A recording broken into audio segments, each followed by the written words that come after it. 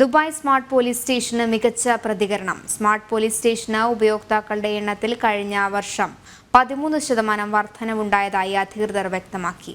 മനുഷ്യസഹായമില്ലാതെ നിവാസികൾക്ക് പരാതികളും അപേക്ഷകളും സമർപ്പിക്കാൻ കഴിയുന്ന ലോകത്തെ ആദ്യ പോലീസ് സംരംഭമാണ് ദുബായ് സ്മാർട്ട് പോലീസ്.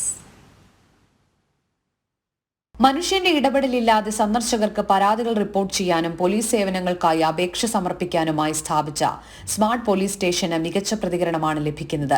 2022 അപേക്ഷിച്ച് കഴിഞ്ഞ വർഷം സ്മാർട്ട് പോലീസ് സ്റ്റേഷൻ സന്ദർശിച്ച നിവാസികളും സന്ദർശകരും സമർപ്പിച്ച റിപ്പോർട്ടുകളിൽ 13% വർധനവ് രേഖപ്പെടുത്തി.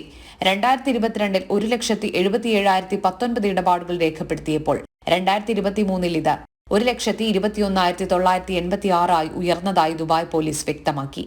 മനുഷ്യസഹായമില്ലാതെ നിവാസികൾക്ക് പരാതികളും അപേക്ഷകളും സമർപ്പിക്കാൻ കഴിയുന്ന ലോകത്തെ ആദ്യ പോലീസ് സംരംഭമാണ് ദുബായ് സ്മാർട്ട് പോലീസ് സ്റ്റേഷൻ.